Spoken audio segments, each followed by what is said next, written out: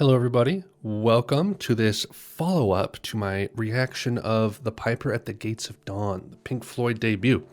This has been about a week or so since I've listened to the album, and I've kind of formulated new thoughts and, new ways of looking at the music in that time. Fantastic album. Great, experimental art psych record. Definitely my favorite Pink Floyd, if you don't count The Wall. And I had said, comparing The Wall and Piper is almost like apples and oranges, and everyone was laughing at that, and I'm like, why is that funny? Come to find out, there's a Pink Floyd single called Apples and Oranges early on in their career, so what do you know about that? I would say The Wall is the best I've heard from them, but I like this more. I don't know. I can't really compare them. They're really different, but this is definitely my favorite, I think. Great tracks on here. I listened to a little bit of the stereo mix. I don't love it. Just because it does do the thing that the Beatles stereo remasters do, which I know that I think they recorded or produced this in both mono and stereo at the time in '67. But I don't know what different remasters sound like. I haven't looked that deep into it.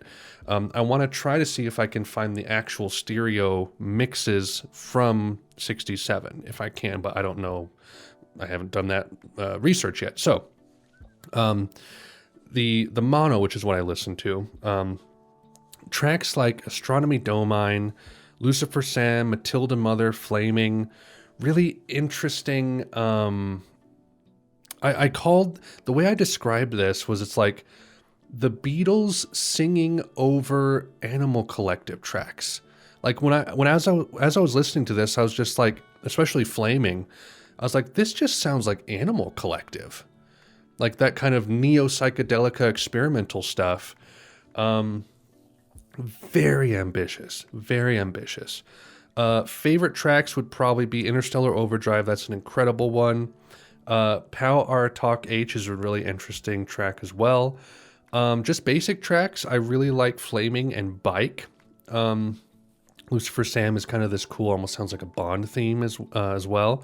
Least favorite is probably Chapter 24, just because it's a very it's a much more of a simple, floaty, doesn't have much of a direction kind of psych tune. It's not bad, it's just my least favorite.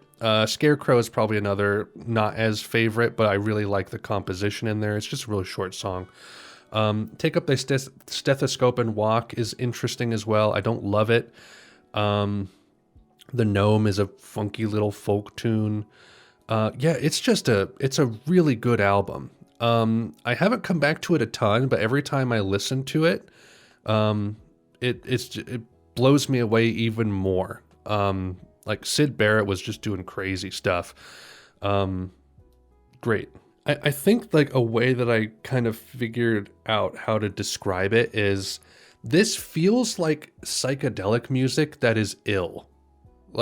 You can hear Syd Barrett's mental struggles in the music. It feels like somebody gave food poisoning to the Beatles during 1967 and told them make an album, and they're just like, oh, let's just use all the instruments and talk about a gnome and the bike and I don't know, and let's do Interstellar Overdrive. But it's really cool, very unique. Haven't really heard anything like it before. Good. Great. Like it. That is all. Thank you for watching. I'll see you later.